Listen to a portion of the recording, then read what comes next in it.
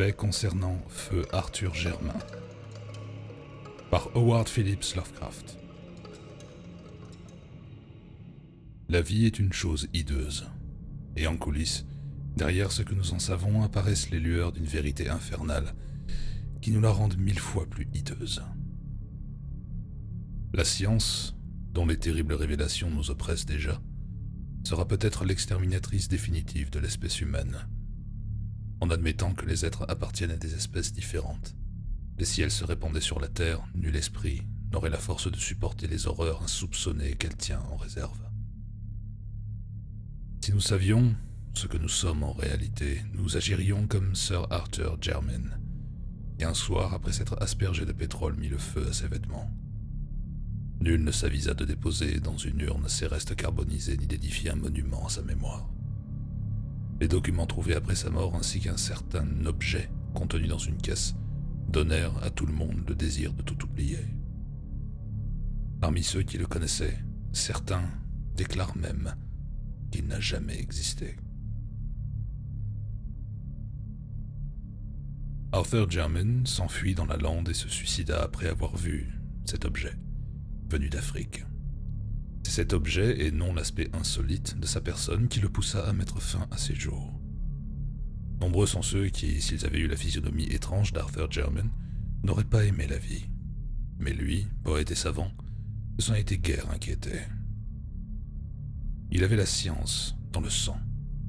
Son arrière-grand-père, Sir Robert Germain, baronnet, avait été un anthropologue estimé, et son trisaïeul, Sir Wade Germain, l'un des premiers explorateurs du Congo, avait laissé des travaux pleins d'érudition sur les tribus et la faune de ces régions, et sur ce qu'ils pensaient de leur histoire. Le zèle intellectuel du vieux Sir Wade avait vraiment confiné à la folie. L'étrangeté de ses conjectures sur une civilisation préhistorique blanche au Congo lui valut force moquerie lors de la publication de ses observations sur quelques régions de l'Afrique. En 1765, l'intrépide explorateur fut enfermé dans l'asile d'Huntington. La folie était la triste tradition de la lignée Germain, et l'on se réjouissait qu'ils ne fussent pas nombreux. La famille n'avait qu'une branche, dont Arthur était le dernier représentant. Sinon, on ne sait comment il aurait réagi quand l'objet arriva. Les Germain n'avaient jamais eu l'air normal. Ils étaient légèrement difformes, mais Arthur était le plus durement touché. Pourtant, on voyait à German House de vieux portraits de famille datant d'avant Sir Wade, qui montraient d'assez beaux visages. Sir Wade fut sans aucun doute le premier des Germain à subir les atteintes de la folie. Ses récits terrifiants sur l'Afrique faisaient à la fois la joie et l'horreur de ses amis. Les trophées et spécimens de sa collection, d'autre part, n'étaient pas de ceux qu'un homme normal eût aimé, rassemblé et gardé. Mais surtout la réclusion quasi orientale dans laquelle il tenait sa femme était bien la marque d'un esprit dérangé. Celle-ci, disait-il, fille d'un négociant portugais qu'il avait connu en Afrique, n'aimait pas les mœurs anglaises. Il l'avait ramenée de là-bas, avec leur fils nouveau-né, après son second voyage, le plus long. Lorsqu'il partit pour la 3e fois, elle l'accompagna et ne revint pas. Personne ne l'avait jamais vue, pas même les domestiques, car elle était d'un naturel violent et singulier. Pendant son bref séjour à German House, elle demeura dans une aile isolée de la maison où seul son mari s'occupait d'elle. La sollicitude de Sir Wade envers sa famille était en vérité des plus étranges. Lorsqu'il retourna en Afrique, il ne permit à personne de prendre soin de l'enfant, sauf à une affreuse femme noire originaire de Guinée. À son retour, après la mort de Lady Germain, il assura lui-même l'éducation de l'enfant. Or, la conversation de Sir Wade, surtout lorsqu'il avait bu, incitait fortement ses amis à le croire faux. Il parlait du Congo, où la lune éclaire des scènes étranges et des spectacles sauvages, d'une ville abandonnée, protégée de remparts gigantesques et remplis de colonnes, et d'un interminable escalier de pierre, humide et silencieux, descendant vers des salles voûtées pleines de trésors et d'extraordinaires catacombes. Au XVIIIe siècle, époque des Lumières, de tels propos paraissaient insensés dans la bouche d'un homme instruit. Plus bizarre encore étaient ces divagations sur les êtres vivants qui hantaient cet endroit. Créatures appartenant moitié à la jungle et moitié à la ville, sans âge, créatures incroyables qu'un Pline lui-même aurait décrites avec scepticisme. Elles auraient surgi lorsque les grands singes eurent envahi la ville morte, détruisant ses remparts et ses colonnes, ses salles voûtées et ses sculptures primitives. Pourtant, l'espèce de plaisir étrange avec lequel Sir Wade, une fois définitivement revenu en Angleterre, parlait de tout cela donnait des frissons. Il s'étendait avec complaisance, surtout après son 3e verre à la tête du chevalier, sur ce qu'il avait trouvé dans la jungle, sur la vie qu'il avait menée dans d'étranges ruines connues seulement de lui. Finalement, il se mit à parler à de ces fameuses créatures vivantes sur un tel ton qu'on dut l'interner. Une fois enfermé dans une cellule garnie de barreaux à Huntington, il ne témoigna que peu de regrets. Son humeur avait particulièrement changé dans les derniers temps. Depuis que son fils était sorti de la première enfance, il se plaisait de moins en moins chez lui et semblait même craindre de s'y trouver. La tête du chevalier était devenue son quartier général, et lorsqu'on l'enferma, il fit montre d'une reconnaissance comme s'il se sentait protégé. Il décéda 3 ans plus tard. Philip, fils de Wade Jarman, était un personnage extrêmement curieux. En dépit d'une forte ressemblance physique avec son père, son aspect et son comportement étaient, sur beaucoup de points, si grossiers que tout le monde le fuyait. Il n'avait pas hérité la folie de son père, comme on aurait pu le craindre. Il était totalement stupide et sujet à des excès de violence auxquels il ne pouvait résister. Il était petit mais extrêmement fort et d'une agilité incroyable. 12 ans après être devenu l'héritier, il épousa la fille de son garde-chasse, qui, disait-on, était d'origine gitane. Mais avant même la naissance de son fils, il s'engagea dans la marine comme simple matelot. On retrouva sa trace à la fin de la guerre de l'indépendance américaine, matelot sur un navire qui faisait le commerce avec l'Afrique. Il s'était acquis une réputation de grimpeur et de lutteur, mais il finit par disparaître une nuit que son bateau était à l'ancre près des côtes congolaises. Chez le fils de Sir Philip Jarman, la bizarrerie de la famille, maintenant reconnue, prit un tour étrange et fatal. Grand, assez bien fait, en dépit de certaines anomalies de proportion, doué d'une sorte de grâce orientale, Robert Jarman débuta dans la vie comme savant et chercheur. C'est lui qui, le premier, étudia scientifiquement l'immense collection rapportée d'Afrique par son grand-père et qui rendit le nom des Jarman aussi célèbre dans le domaine de l'ethnologie que dans celui de l'exploration. Marié en 1815 à une fille du 3e vicomte Brightholme, Sir Robert eut 3 enfants, dont jamais l'aîné ni le benjamin ne parurent en public en raison de leur déficience physique et mentale.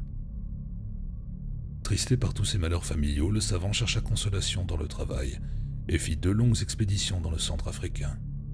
En 1848, son second fils, Neil, personnage particulièrement antipathique qui semblait mêler la brutalité de Philip Jarman à la morgue des Brightholme, s'enfuit avec une fille du commun, une danseuse. Il revint 1 an plus tard, veuf et père d'un enfant, Alfred, et Sir Robert lui accorda son pardon.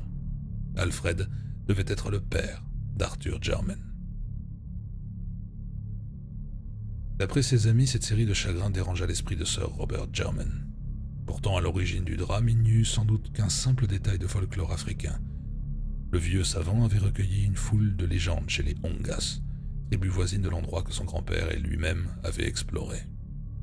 Il espérait ainsi expliquer les étranges récits de Sir Wade sur une ville abandonnée peuplée de créatures hybrides. On découvrait dans les écrits de l'aïeul une certaine logique qui laissait entendre que son imagination déréglée avait été excitée par certains mythes indigènes. Le 19 octobre 1852, on vit arriver à German House l'explorateur Samuel Seaton, porteur de documents recueillis chez les Ongas. Il lui semblait que certaines légendes ayant trait à une ville grise peuplée de singes blancs soumis à l'autorité d'un dieu blanc pourraient avoir quelque valeur aux yeux d'un ethnologue. Au cours de la conversation, il fournit probablement de nombreux détails supplémentaires dont nous ne connaîtrons malheureusement jamais la nature, puisque la tragédie éclata immédiatement. Lorsque Sir Robert sortit de sa bibliothèque, il laissait derrière lui le cadavre de l'explorateur qui l'avait étranglé de ses propres mains, puis avant qu'on ne pût l'arrêter, il avait massacré ses 3 enfants, les 2 qu'on n'avait jamais vus, et celui qui était rentré après sa fugue.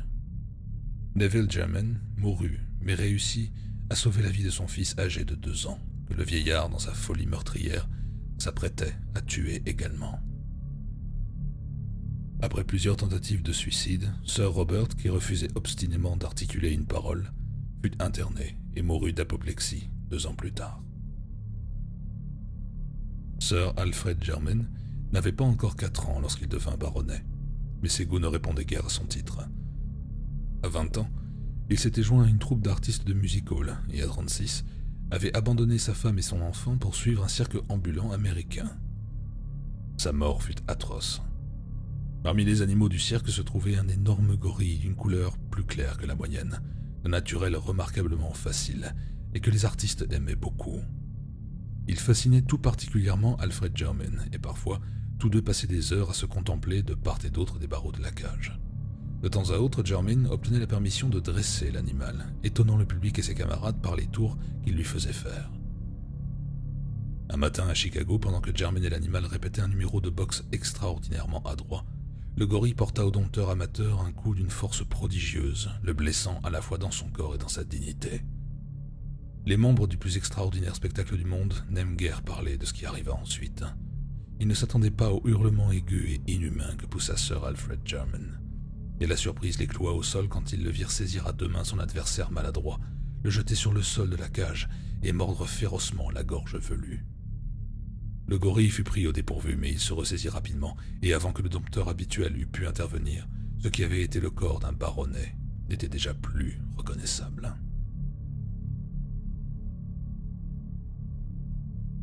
Arthur Jarman était le fils de Sir Alfred Jarman et d'une danseuse de music-hall dont nul ne connaissait l'origine. Lorsque Sir Alfred abandonna sa famille, la mère amena l'enfant à Jarman House où il ne restait plus personne pour s'opposer à sa présence. Elle avait quelques idées de ce que devait être un gentilhomme et veilla à ce que son fils reçût la meilleure éducation possible, compte tenu du peu d'argent dont elle disposait. Les ressources familiales étaient maintenant bien modestes et Jarman House était dans un état lamentable. Mais le jeune Arthur aimait la vieille demeure et ce qu'il y avait dedans. Il ne ressemblait guère aux autres Jarman. C'était un poète et un rêveur. Quelques familles des environs prétendaient que c'était le sang latin de l'épouse portugaise de Sir Wade, que nul n'avait jamais vu, qui devait se manifester en lui de la sorte. Mais en général, on tournait en dérision son sens de la beauté, l'attribuant à sa mère, la danseuse, qui n'avait jamais été reçue dans le monde. La délicatesse d'Arthur Jarman était d'autant plus remarquable que son aspect était plus repoussant. La tournure des Jarman avait toujours eu un je ne sais quoi de bizarre et de rebutant. Cela atteignit chez Arthur une intensité troublante. Il était difficile de dire exactement à quoi il ressemblait, mais son expression, la forme de son visage et la longueur de ses bras faisaient frissonner de dégoût ceux qui le voyaient pour la toute première fois. L'esprit et le caractère de Sir Arthur étaient en contraste frappant avec son aspect physique. Intelligent et cultivé, il obtint à Oxford la plus haute distinction et semblait capable de faire revivre la renommée intellectuelle de sa famille. Malgré un tempérament plus poétique que scientifique, il projetait de continuer l'œuvre de ses ancêtres dans le domaine de l'ethnologie et des antiquités africaines en utilisant l'admirable collection de Sir Wade. Son esprit imaginatif le poussait à s'intéresser à la civilisation préhistorique à laquelle l'explorateur fou avait cru si profondément. Il forgeait des récits sans fin ayant trait à la ville morte citée dans les notes et les ouvrages de Sir Wade. Il éprouvait vis-à-vis de la race inconnue des hybrides de la jungle un attrait mêlé de terreur. Il pensait que ces élucubrations avaient peut-être une base réelle et désirait faire la lumière sur les faits récents qu'avaient connus son grand-père et Samuel Seaton. En 1911, après la mort de sa mère, Arthur Jarman décida de poursuivre ses recherches jusqu'à la dernière limite. Il vendit une partie de ses domaines pour avoir de l'argent, monta une expédition et s'embarqua pour le pays du Congo. Ayant obtenu des autorités belges un groupe de guides, il passa 1 an dans le pays des Ongas et des Kaliri, découvrant plus d'éléments d'information qu'il n'en espérait. Chez les Kaliri, il rencontra un chef d'un certain âge appelé Moinou, qui non seulement possédait une excellente mémoire, mais encore une grande intelligence et un intérêt marqué pour les vieilles légendes de sa tribu. Le vieillard confirma tous les récits qu'il avait entendus, ajoutant sa propre version à l'histoire de la cité perdue et des grands singes blancs. Selon Moinou, la ville grise et les créatures hybrides n'existaient plus, les Nbangu les ayant anéantis de nombreuses années auparavant. Après avoir détruit la plupart des édifices et massacré tous les êtres vivants, ils avaient emporté la momie de la déesse pour laquelle ils étaient venus. Cette déesse qu'adoraient les étranges hybrides avait la forme d'un singe blanc. D'après la tradition congolaise, C'était l'image d'une princesse qui avait régné sur ces créatures à l'aspect simiesque. Ce que celle-ci avait pu être, Moineau n'en avait aucune idée, mais il croyait que c'était elle qui avait construit la cité aujourd'hui détruite. Jermyn ne put se former aucune opinion, mais par des questions précises, réussit à reconstituer la légende de la déesse. La princesse, disait cette légende, devint la femme d'un dieu blanc venu de l'Ouest. Après avoir régné longtemps ensemble, ils quittèrent la ville après la naissance de leur fils et n'y revinrent que quelques années après. Puis la princesse mourut et son divin époux fit embaumer son corps qui fut placé dans un temple de pierre où on le vénérait. Et ensuite il s'en retourna. À partir de ce point, la légende semblait présenter 3 variantes. D'après la première, il ne se passait plus rien, mais le corps embaumé de la déesse devenait un gage de supériorité pour la tribu, quelle qu'elle soit, qui la posséderait, et c'est pourquoi les Nbangu s'en étaient emparés. La seconde décrivait le retour du dieu et sa mort au pied du tombeau de son épouse. La troisième avait trait au retour de leur fils parvenu à l'âge d'homme, ou de singe ou de dieu suivant le cas, mais ignorant tout de son identité. Il était évident que l'imagination des Noirs avait tiré parti au maximum des événements qui pouvaient avoir servi de base à cette extravagante légende. Arthur Jermyn, persuadé de l'existence de la ville décrite par Sir Wade, ne fut guère étonné lorsqu'au début de 1912 il se trouva devant ce qu'il en restait.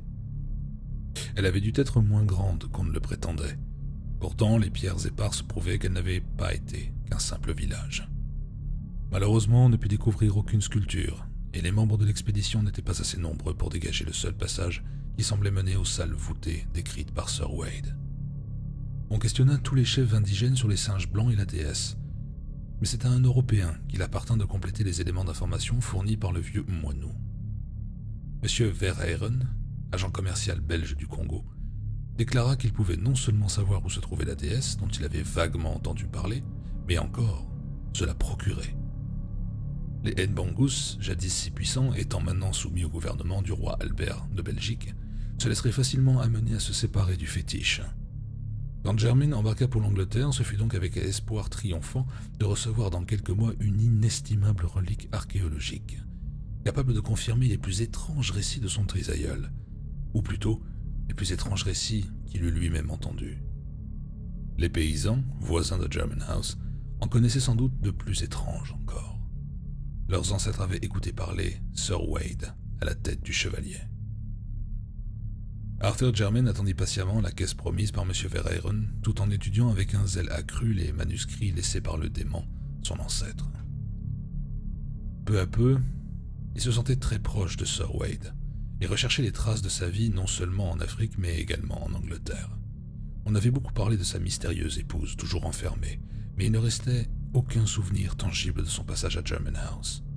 Arthur se demanda comment un tel effacement lui avait été imposé ou permis, pensant que la folie de son mari en était la cause principale. Il savait que sa trisaïeule, à ce qui était dit, était la fille d'un marchand portugais installé en Afrique, ayant, par atavisme, l'esprit positif et ne connaissant que superficiellement le continent noir, elle avait dû tourner en dérision les récits de son mari, chose que celui-ci n'était pas homme à pardonner. Emmenée en Afrique, peut-être contre son gré, par un mari décidé à trouver la vérité et la véracité de ses dires, elle y était morte. Tout en se livrant à de telles réflexions, Jermyn ne pouvait s'empêcher de sourire de leur futilité, un siècle et demi après la mort de ses curieux ancêtres. En juin 1913, il reçut une lettre de M. Verhaven qui racontait la découverte de la déesse embaumée. C'était, affirmait le Belge, un objet des plus extraordinaires, un objet qu'il était impossible à un profane de classer. Seul un savant serait capable de décider qu'il s'agissait d'un être humain ou d'un singe, et cette décision serait malaisée en raison du mauvais état de l'objet. Le temps et le climat du Congo ne sont pas favorables aux momies, en particulier quand le travail a été fait par un amateur comme cela semblait être le cas. Autour du cou de la créature, on avait trouvé une chaîne d'or avec un médaillon armorié, seul vestige, sans doute, d'un malheureux voyageur pris par les Nbangu et placé là comme une amulette ou un charme. Dans ses commentaires, M. Verhaven faisait malicieusement allusion à une ressemblance, ou plutôt, il se demandait avec un étonnement amusé quel effet les traits de la momie produiraient sur son correspondant. Mais il prenait trop intérêt à l'aspect scientifique du problème pour se perdre en considérations oisives. La déesse, écrivait-il, arriverait, dûment emballée, un mois environ après la réception de la lettre. La caisse, arrivée à German House le 3 août 1913, dans l'après-midi, fut portée immédiatement dans la vaste pièce qui abritait les spécimens africains, disposés par les sœurs Robert et Arthur. La suite des événements nous est connue par les papiers et par les objets qu'on examina plus tard, mais surtout par les récits des domestiques, dont le plus cohérent et le plus complet est celui de Soames, le vieux majordome. Suivant ce digne serviteur, Sir Arthur d'abord fit sortir tout le monde de la pièce, puis des bruits de marteau et de tenaille ne tardèrent pas à prouver qu'il s'était mis en devoir d'ouvrir la caisse. Ensuite, on n'entendit plus rien pendant un certain temps. Combien de temps exactement, Soames n'aurait su le dire. Mais un quart d'heure ne s'était pas écoulé qu'un hurlement affreux se faisait entendre, poussé sans aucun doute possible par Germaine. Aussitôt après, on le vit sortir en courant de la pièce et se précipiter vers le devant de la maison, comme s'il avait été poursuivi par un ennemi féroce. L'expression de son visage, déjà assez effrayante en temps normal, défiait toute description. En approchant de la porte d'entrée, il sembla frappé d'une idée, retourna brusquement sur ses pas et finit par s'élancer dans l'escalier de la cave. Les domestiques qui s'étaient massés en haut des marches ne virent point revenir leur maître. D'en bas venait seulement une odeur de pétrole. Lorsqu'il fit nuit, on entendit gratter à la porte qui menait dans la cour, et un garçon d'écurie aperçut Arthur Germaine. Le pétrole dont ses vêtements étaient imprégnés répandait une odeur nauséabonde. Il sortit furtivement et disparut dans la lande obscure qui entourait la maison. Puis, dans un paroxysme d'horreur, ce fut la fin. Une étincelle jaillit, puis une flamme, et bientôt une colonne de feu, qui avait été un homme, s'éleva jusqu'au ciel. La famille des Germaine n'existait plus. Pourquoi ne recueillait-on point les restes carbonisés d'Arthur Germaine? À cause de ce qu'on trouva justement dans la caisse. La momie de la déesse, hideuse, desséchée et rongée, était visiblement celle d'un singe blanc, d'une espèce ignorée, moins velue que les autres, et beaucoup plus proche de l'être humain. En fait, cet être humain était presque choquant. Une description détaillée serait assez déplaisante, mais deux détails cependant sont à citer car ils concordent de manière frappante avec certaines notes prises par Sir Wade au cours de ses expéditions et avec certaines légendes congolaises. D'abord, les armoiries gravées sur le médaillon étaient celles des Germaine. Ensuite, la remarque malicieuse de M. Verheeren quant à une certaine ressemblance s'appliquait horriblement, abominablement au visage sensible d'Arthur Germaine, descendant de Sir Wade Germaine et de son épouse inconnue. Les membres de l'Institut royal d'anthropologie brûlèrent la momie et jetèrent ses cendres dans un puits. Quelques-uns d'entre eux refusent d'admettre qu'Arthur Germaine ait jamais existé.